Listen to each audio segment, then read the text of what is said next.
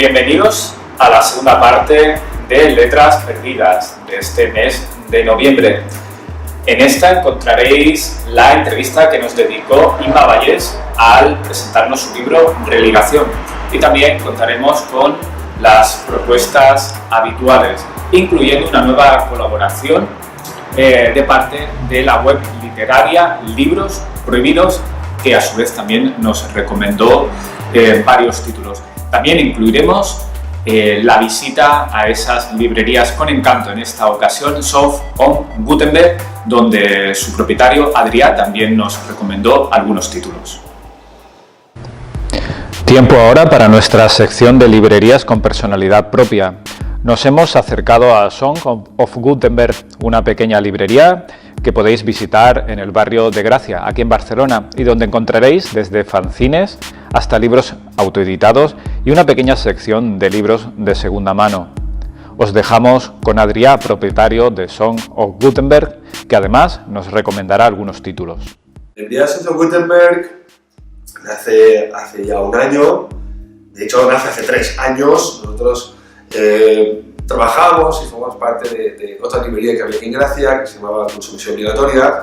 Era una librería de libros de segunda mano, donde se vendían seleccionados y los vendíamos todos a 2 euros, ¿no? Dentro de este espacio, pues yo me encargaba y gestionaba todas las actividades culturales, y además una pequeña sección, pues con los fanzines, porque son mi debilidad, y esas pequeñas editoriales y autores emergentes que tenemos en la escena literaria de Barcelona, que nos apasiona, nos gusta su trabajo, gente muy seria trabajando, y nos gusta tener ese rinconcito que reflejara esa escena, ¿no? Local, aparte de pues, una librería de segunda mano, en este caso 2 euros, que dábamos pues, la idea era dar acceso a todo el mundo a la cultura,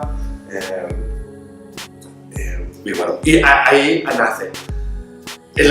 Estuvimos ahí 3 años, y el último año pues ya nos salió la oportunidad de que Song of Gutenberg, que tuviese identidad propia, nos salió la oportunidad de estar en el local donde estamos hoy, también aquí en Gracia, muy cerca, en la calle Martínez de la Rosa 53. Y nada, pues así nace. Hoy en día Song of Gutenberg, que es una pequeña librería, muy pequeña, son 8 metros cuadrados prácticamente. Estamos dentro de un espacio que es una asociación cultural, se llama Canallà, en la que compartimos espacio con otras gentes y otros proyectos, ¿no? Funcionamos internamente como un coworking, donde cada uno tiene su espacio y entre todos lo mantenemos, ¿no? En este caso, Song of Gutenberg lleva la propuesta de literatura, pero también tenemos a Shinpei, que es nuestro compañero que hace zapatos artesanos, Milo, que es un chico de Milán que es escultor, Xavi, el fotógrafo, etc. Y entre todos pues, mantenemos este espacio y pues, siempre surgen esas sinergias, ¿no? donde surgen cosas inesperadas y cosas muy bonitas, ¿no? Song of Gutenberg, desde que está en este espacio, pues continuamos con nuestros 3 pilares, en este caso, que es las editoriales independientes, autores emergentes, ser un reflejo de la escena literaria de Barcelona, sobre todo, entendemos que la librería tiene que serlo, de la poesía hecha en estos momentos en Barcelona, con este momento tan efervescente que tenemos. Nosotros la apoyamos hecha en Barcelona, no quiere decir que tengas que ser de Barcelona, ni hablamos de autóctonos, ni nada, sino de qué está pasando con la poesía, qué se está haciendo, y pues nos gusta tener ese reflejo de esa escena en nuestras estanterías, ¿no? Nuestra estantería principal, dentro de nuestro pequeño espacio, es donde queremos destacar y queremos apoyar todas estas pequeñas editoriales independientes que pues, trabajan al margen de la industria editorial. No es que estemos en contra tampoco de la industria editorial, es una industria, tiene sus cosas buenas y sus injusticias, y nosotros apoyamos a todas estas pequeñas editoriales y autores con un trabajo muy serio y muy fuerte detrás, literatura, pero que han decidido trabajar por otros cauces, ¿no? Pues por autodistribución, etcétera. Y la poesía hecha en estos momentos en Barcelona, que creemos muy importante, donde también destacamos en el mueble principal. Tenemos desde gente de Galicia, que están aquí en Barcelona haciendo una antología espectacular, en tapadura, con un trabajo muy fuerte, prostíbulo poético, el día que murió Sergio Algora, etcétera. Y después, además, nosotros como librería, pues no solo hay que ser el reflejo de la escena local, sino que también buscamos aquellos pequeños proyectos editoriales, aquellas propuestas literarias de fuera de nuestra escena, de fuera de nuestra zona de confort quizás, ¿no? Y intentamos, siempre estamos investigando, conociendo estos nuevos proyectos para traerlos hacia aquí y que nos traigan este aire fresco a la escena literaria de Barcelona. Bueno, nosotros recomendaciones que haríamos hoy, la primera es Manuel de Pedrolo, Procés de la contradicció suficient, editado por la supereditorial Orsini Press, dirigida por Hugo Camacho, y la verdad que es un bombazo. Pues aquí todos conocemos a Manuel de Pedrolo, se lee en los institutos, y es increíble que una pequeña, muy pequeña editorial barcelonesa reedite después de 40 años y le vuelva a dar valor el que tiene a Manuel de Pedrolo. Es un súper trabajo, es una súper novela, fue premiada en su tiempo, olvidada durante 40 años, y Orsini Press ha tenido la valentía de volver a editar, y es una auténtica joya. A partir de aquí realmente ha estado presentando en la Feria del Llibre en català, ha estado en la Eurocon, y realmente quizás volvemos a oír un resurgir de Manuel de Pedrolo, y ha tenido que ser una pequeña editorial que valga. Yo creo que vale mucho la pena, además son 16,95 si no me equivoco, entonces es regalado. En poesía nos toca recomendar a José Lina Navarro, que es un joven poeta de Rubí. Tiene su primer poemario, El día que murió Sergio Algora. Es un súper trabajo, autopublicado, muy bien hecho. Y lo recomendamos porque además justamente ahora está haciendo su Berkami para sacar su segundo poemario, que seguro que va a ir también como el primero. Y un tipo que veréis que además es muy militante y muy activo, está siempre en todas partes, recitando poesía. Y esta es nuestra recomendación de poesía, ¿no? En fanzines tengo que hablar, como no, de Editorial Antipersona, que es esta editorial de narrativa y ensayo. Tienen todos los títulos, vale la pena. Yo soy fan, soy un hooligan de ellos, todo vale la pena muchísimo. Yo me los quedo siempre me quedo uno para mí. Y en este caso, creo que viene muy bien al caso, este título que se titula 6 días de ira.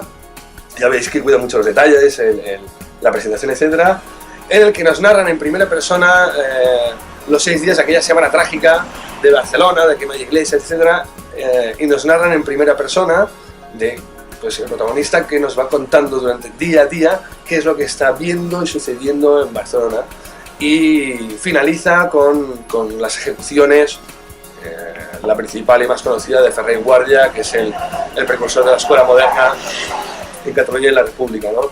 Y cómo utilizaron las excusas de esa semana llamada trágica por el periódico La Vanguardia, entonces le diríamos la Semana de la Alegría, y además con un trabajo muy documentado, porque nos sacan al final la sentencia oficial de ejecución de Ferrer Guàrdia. Es muy fuerte, es muy interesante, además solo lo hemos podido leer en libros de historia, no hemos podido estar ahí, y nos lo presenta con un enfoque muy chulo y muy interesante, contado en primera persona. Está muy bien documentado y es una pequeña joya de la Antipersona. Otra recomendación en fanzines, Tarot Fanzine. Tarot Fanzine, esto es fantástico. Espera, ¿qué es esto? Tarot Fanzine es un fanzine dirigido por Wendy Mustell, que es una joven barcelonesa, pero con mucho recorrido en los fanzines. Yo tengo que contar como anécdota que conocía su trabajo de hace ya 3 o 4 años. Un día vi por internet que estaban sacando, este es el número 2, el primer número de Tarot Fanzine. Le escribí sin saber quién era, y cuando vino a la tienda digo, hombre, si a ti te conozco. Sí, hombre, tú eres la Wendy. Sí, ¿cómo lo sabes? Digo, hombre, tengo aquí tus fanzines, porque los suyos los colecciono. Nos presenta un trabajo muy interesante, es el segundo número, como decía, La Papisa. Entonces nos proponen un trabajo, es un colectivo de varios artistas, tenemos desde ilustradores, fotógrafos, etcétera, que trabajan con el concepto del tarot, de las cartas. Bueno, según caiga la carta de un lado o de otro, significa pues una cosa o toda la contraria. Y entonces nos proponen un juego para leer un fanzine a 2 manos. Se lee así, nos presenta la editorial, nos explica un poquito de qué ve todo esto, y podemos ir viendo las propuestas de cada uno de los artistas con el yin y el yang, el bueno, el malo, tierra, fuego, de cada uno de ellos. Y es el primer fanzine que he conocido que se lee a 2 manos. Es una pequeña joya, editada aquí en Barcelona, con mucho trabajo y por 6 euretes. Es una chulada, la verdad que eso, trabajan mucho. Hoy en día tenemos la suerte con los fanzines, hemos pasado del copia-pega y papel y grapa, que también nos siguen existiendo y son súper válidos y nos gustan muchísimo, a esos trabajos que tenemos unos programas de edición fantásticos al alcance de todo el mundo y permiten también unos fanzines con acabados profesionales. Y es una alegría que tenemos. Bueno, pues nada, como ya sabéis, Sons of Gutenberg, este pequeño proyecto de literatura independiente, de autores emergentes de poesía, fanzines y arte. Estamos en la calle Martínez de la Rosa, número 51, y os proponemos primero que nos sigáis en las redes, somos muy activos, es nuestra otra parte fuerte, es lo que nos gusta, no entendemos una librería sin ser activistas y militantes culturales, y llenamos cada semana de actividades, desde presentaciones de poesía, presentaciones de libros al uso, ciclos de cine, pequeño teatro, etcétera, etcétera. Y os proponemos que paséis por aquí para conocer estas nuevas voces, apoyarlas y que no se apaguen, sobre todo. Que son, es verdad, no pone Stephen King, no pone no sé qué, pero sin esta gente y sin el trabajo que están haciendo toda esta gente de la base de la literatura y la cultura, todo lo demás no podría ser. Entonces está muy bien irse al Sonar y está muy bien irse al Primavera Sound, pero que todas estas cosas grandes y grandes eventos culturales, si las cosas pequeñitas, que es donde nacen, dejarían de existir. Y nada, y comprar libros en las librerías de barrio.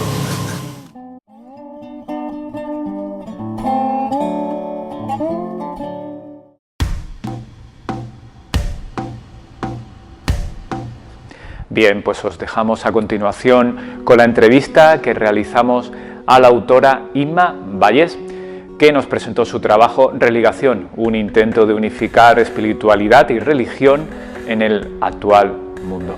Esperemos que os guste.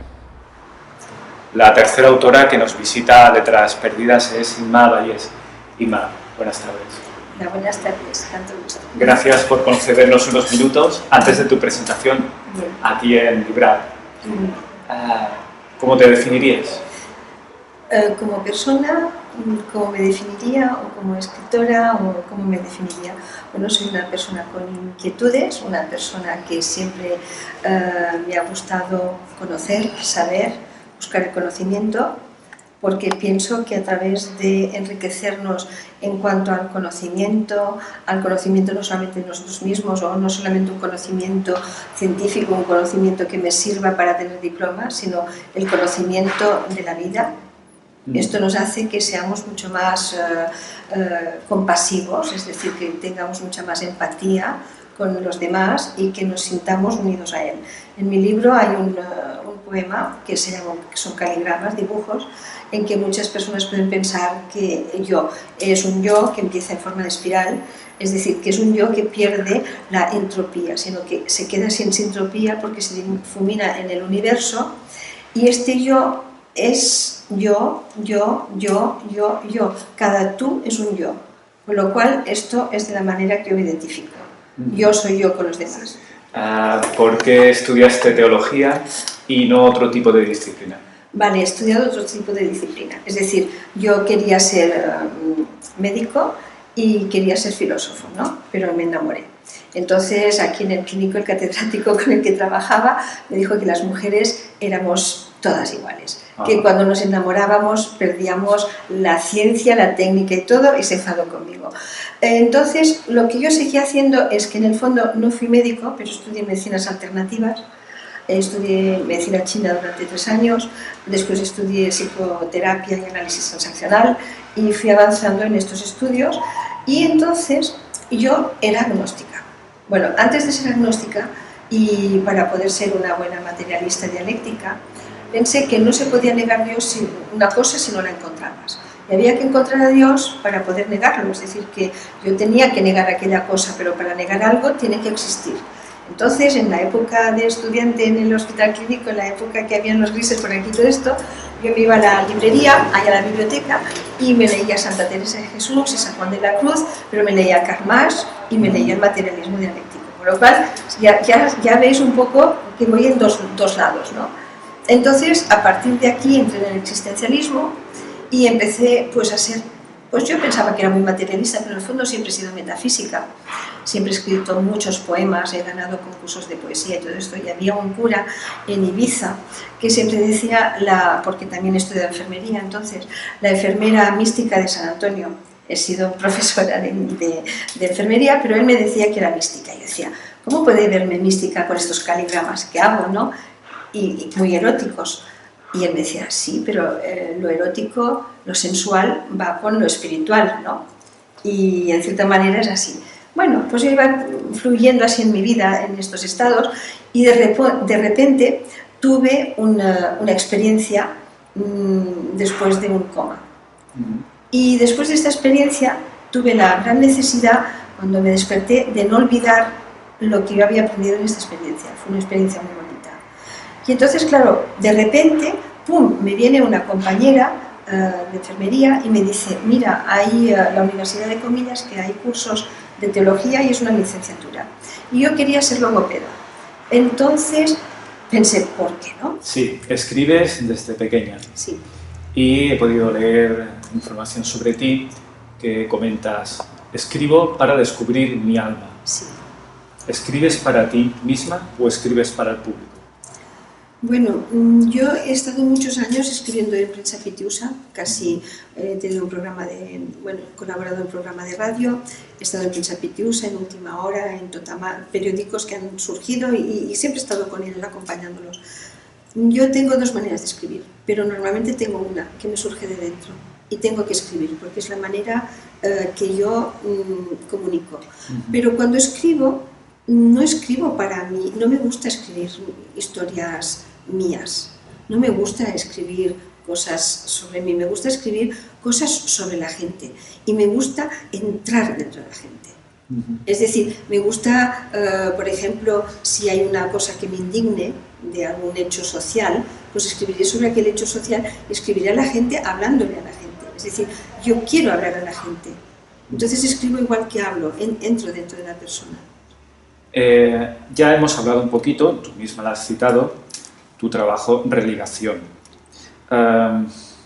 ¿Cómo lo definirías? Con un concepto. El libro.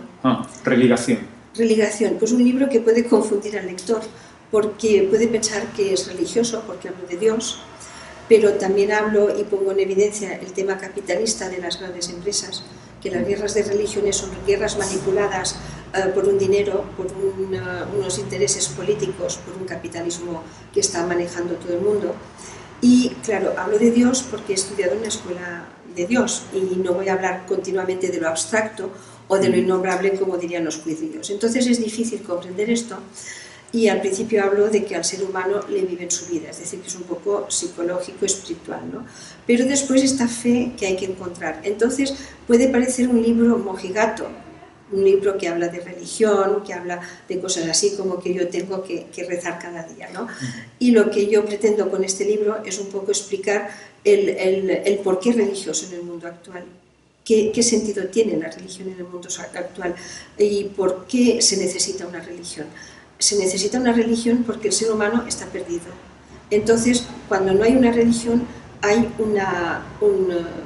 un Facebook, por ejemplo, y hay unas ideas mínimas que se ponen allí y la gente empieza a tener una gran recolección de ideas, ¿cómo te diría yo? Son todo puntas de iceberg y no se profundiza. Y de todas maneras la gente va cogiendo cosas en la punta de iceberg, como puede ser, por ejemplo, lo que son los temas de dietas, el veganismo, el vegetarianismo. Todo esto son religiones, son fanatismos. ¿Por qué son fanatismos? Porque me tengo que coger a una idea que me dé una seguridad. Es decir, el ser humano se coge a las seguridades externas porque no se coge a la seguridad de él. Entonces esta seguridad propia que tenemos nosotros nos viene de un conocimiento filosófico, un conocimiento espiritual mucho más profundo y darnos cuenta que cuando nosotros nos morimos, por ejemplo, como decía Sócrates, la inmortalidad del alma. Entonces sería un libro medio que dice que la religión tendría que ser más filosófica o tendría que ser más humana o tendría que acompañar al ser humano en su propio crecimiento e integración en la totalidad. Entonces mucha gente lo puede confundir. Por eso es un libro que es difícil de entender. ¿Esto liga con tu concepto del despertar de la conciencia? Sí. El despertar de la conciencia es que tienes que coger conciencia de que en cierta manera nos hemos acostumbrado a una sumisión, que somos aliens, que nos dejamos llevar, que vivimos la vida que los otros nos dicen. Y cuando yo despierto en la conciencia es cuando me doy cuenta de este yo que digo. Pero cuando yo tomo conciencia de mi yo, entonces es cuando entiendo el amor hacia los demás. Si yo tengo un amor propio hacia mí, que no es un orgullo, yo puedo amar a los demás. Es cuando yo no me pongo encima de los demás ni por debajo. Es cuando empiezo a pensar que todos somos iguales, pero no iguales como una granja de pollitos, porque incluso los pollitos son diferentes, sino que somos iguales en respeto, porque cada uno tiene que tener su propio criterio. Pero aquí es donde empezaríamos a lo que es despertar la conciencia, la consideración con los demás, considerar. El hecho de considerar es yo, considerar es lo que quiere decir, yo cojo, consider, que es decir en latín, yo cojo una silla y me siento contigo a mirar las estrellas, a mirar la luz. Ajá. Entonces vemos la misma luz, la misma luna y después comparamos lo que hemos visto y cada uno ha visto una cosa diferente. Entonces no puedes decir, yo he visto esto, es cierto, y tú no lo has visto. No, hemos visto lo mismo, pero cada uno tiene una percepción diferente. Entonces entra el diálogo. ¿La realidad que vivimos es nuestro propio espejo? Bueno, siempre es nuestro propio espejo, la realidad que vivimos. Jean-Paul Sartre decía que cuando no hay un espejo, te mueres, y el espejo es el otro. Y normalmente, fijaros que en las peleas, en las parejas, se culpabiliza al otro realmente de tus propios defectos. Es decir, que cuando tú has culpabilizado a la pareja, tienes que parar y pensar. Pensar es muy importante. Pensar es lo que nos hace dignos de ser humanos. Yo pienso, y pienso, ¿por qué he dicho esto? ¿O por qué voy a decir lo otro? O profundizo. Cuando pienso, profundizo. Cuando hablo en plan verborrea, lo que estoy haciendo es ir al nivel de las emociones, que están de las emociones que están aquí arriba. No voy al nivel de los sentimientos, no voy profundamente. Entonces estoy viviendo fluctuando como las mariposas, ¿no? Está divertido, está bien, pero no llegamos. Entonces el espejo es, yo veo al otro y le digo, y me peleo con el otro. Entonces tengo que pensar lo que le he dicho.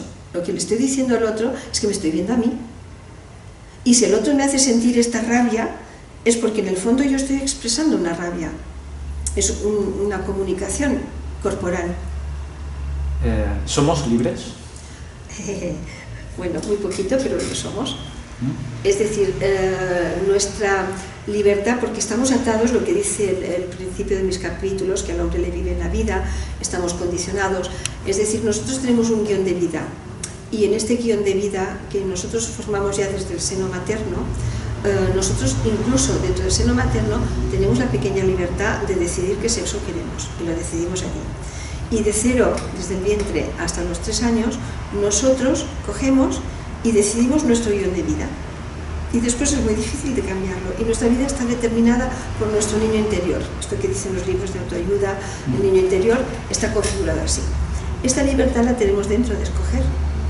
Pero nosotros, igual que tenemos una inteligencia y una sabiduría, o como Shakespeare decía, corazón y mente, que el gran enigma es un enigma. Tenemos que saber no equilibrar en plan de yo vivo en plan gris, tenemos que saber estar en una situación en la que tú digas, bueno, pues ahora yo estoy aquí, ahora estoy allí, y tengo que saber ir nivelando. Estamos prácticamente terminando porque enseguida tienes la presentación aquí en Libra, pero bueno, me gustaría preguntarte, ¿hacia dónde vas a evolucionar desde el punto de vista literario? Bueno, yo ahora tengo este segundo libro que estoy haciendo. Voy a evolucionar sobre las cosas que he estudiado.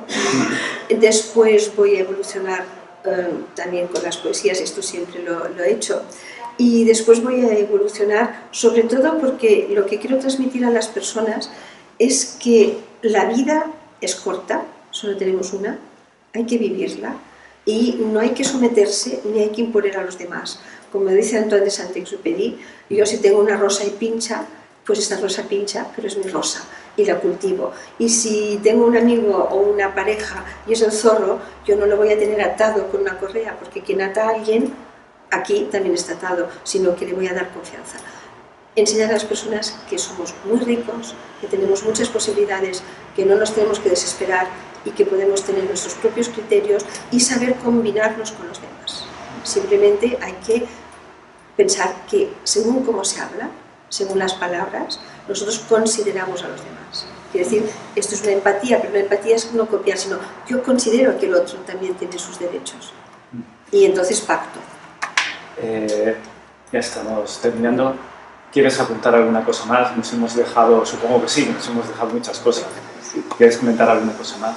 Bueno, que si queréis leer mi libro, lees mi libro. Cuando leáis el de acoso será totalmente distinto, porque allí voy a hablar de temas mucho más fuertes en cuanto al dominio y a la sumisión y el ser humano dominando, violando, induciendo a la gente al suicidio, a los adolescentes al suicidio, a la perversidad que pueda haber. Entonces será un libro de este estilo y voy a seguir sobre temas humanos sobre todo.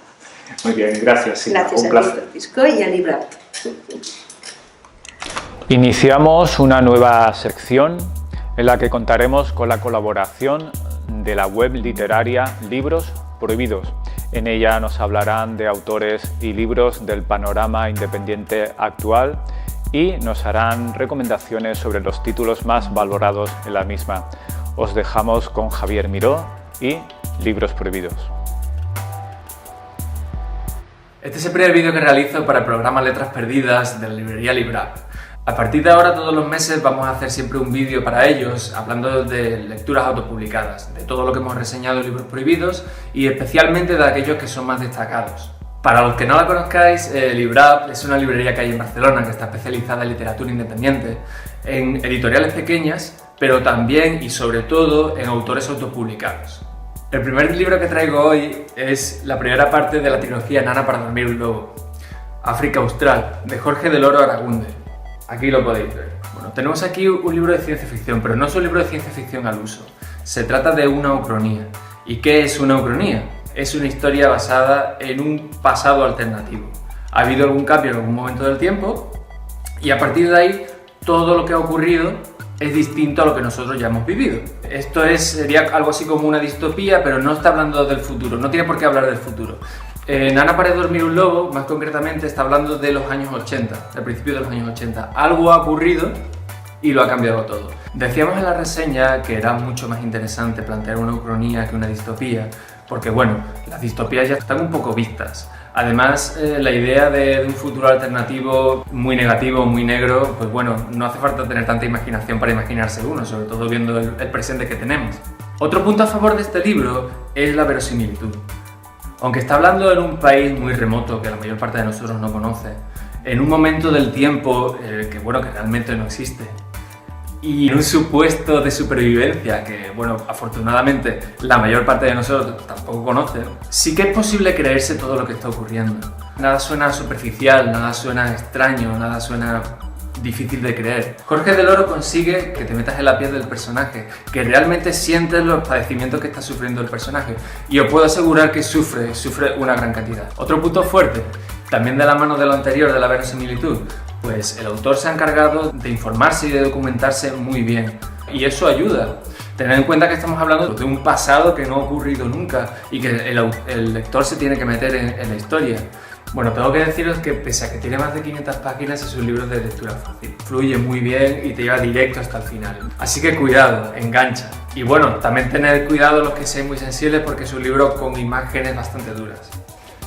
El siguiente libro del que voy a hablar es Todas las horas mueren, de Miriam Bezana Vigo. Miriam ya le sorprendió el año pasado con una obra muy extensa, muy complicada en sí, ya no solo por su duración, sino por su temática. Era demasiado profunda y se metía en sentimientos muy hondos.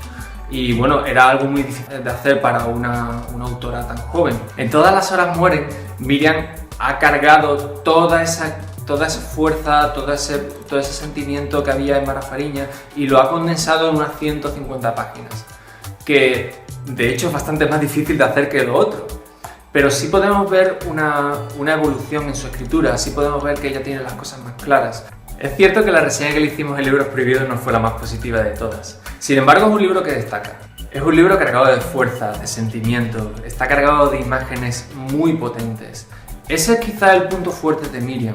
A lo mejor ella todavía no domina con perfección las frases largas, a lo mejor todavía se lía un poco con las comas, pero sí que es verdad que es capaz de dejar en el lector esa impronta, esa marca de lo que ella quiere decir. y funciona. Otro de los puntos fuertes del libro es el personaje de Olivia, la protagonista. Una escritora en los últimos días de su vida que arrastra una gran carga dramática y que, bueno, realmente lo que está es deseando morirse. Meterse en la piel de un personaje así, poder desarrollar un personaje así, nos está indicando el valor que tiene Miriam como escritora y la capacidad que tiene de crear historias. Estamos, por lo tanto, ante un libro muy valiente, muy atrevido, muy decidido y que, si bien no quedó redondo del todo, podemos ver la evolución de una escritora como Miriam, que tiene 20 y pocos todavía. Y bueno, yo realmente me muero de ganas por ver qué es lo siguiente que escribe. El tercer libro que traemos hoy es Lo que no bailamos, de Maigo Suárez. Un libro de relatos que nos ha sorprendido muchísimo. Tanto ha sido así que ha resultado nominado para los premios Guillermo de Baskerville. Ya hablaré más adelante de cómo funcionan los premios Guillermo de Baskerville, que de hecho ahora mismo está llevándose a cabo su fase final. Los 10 relatos de Lo que no bailamos hablan de la sociedad chilena. Estos relatos están protagonizados por personajes llenos de pena, llenos de nostalgia, inseguridad, arrepentimiento. Pese a ello, se trata de una lectura muy rápida, muy fácil de disfrutar, que fluye muy bien y que está marcada con un sentido del humor socarrón y un tanto oscuro. Una de las cosas que más nos sorprendieron de este libro fue la capacidad que tenía de crear atmósferas llenas de detalle y llenas de verosimilitud que acompañan lo que le ocurre a los personajes. En realidad, a los personajes no le ocurre demasiado, pero aún así se disfruta y es una lectura muy agradable y muy recomendable. El último libro que traigo hoy lo tengo en papel aquí conmigo. Aquí lo podéis ver, es esta maravilla titulada Los polluelos espaciales y el herpes del mar. Este es uno de esos libros que se pueden describir con muy pocas palabras. ¡Pero qué cojo! Una de las mayores gracias de este libro, tal y como su subtítulo indica, Elige tu propia aventura absurda, es que se trata de un libro-juego. ¿Os acordáis de esos libros-juegos que había tiempo A, en el que cuando llegabas al final de un capítulo te decía, si quieres que el monstruo ataque de esta forma... ¡Qué ejemplo tan absurdo! Si quieres que el protagonista se saque un moco, ve a la página 37. Este es algo así. Se trata de una historia de amor entre Pancho, que es el típico tronista de mujeres, hombres y viceversa, y Paca, que es una octogenaria, ninfómana y aficionada a las muñeiras. Sí, no me he confundido, aficionada a las muñeiras. El objetivo del lector en este libro-juego es, además de no perder la cabeza, es que Paca y Pancho se reúnan y que consigan ese amor definitivo y verdadero. Es una historia bonita, es una historia profunda. No. ¿Y qué tipo de humor os vais a encontrar aquí? De todo tipo. Sobre todo, giros absurdos, sorpresas constantes y cosas que no se pueden explicar porque realmente no tienen ningún sentido. Los autores, que aunque aquí dicen que son Torcuato Campani y Francisco Oms, en realidad son dos individuos muy peligrosos llamados Iván Albarracín y Manuel Gris. Probablemente cuando escribieron esto estarían borrachos. Una obra muy divertida, muy entretenida, muy cachonda, hecha solamente con intención de hacer reír y lo consigue.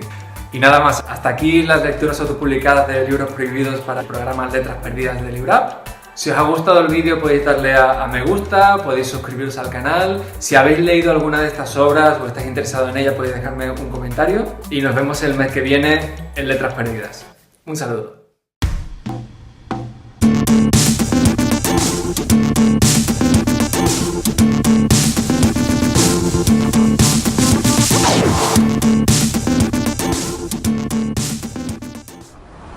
Hasta aquí la segunda entrega de Letras Perdidas, un programa que hemos dedicado a la poesía, un género literario minoritario, pero que sigue atrayendo a los lectores gracias al entusiasmo de las nuevas voces. Igualmente hemos dedicado también una parte a Inma Vallés, una autora que presentaba Religación y que nos concedió una entrevista. Junto a ello, las nuevas secciones de recomendaciones, así como nuestra visita a la librería Song of Gutenberg. Esperamos que os haya gustado.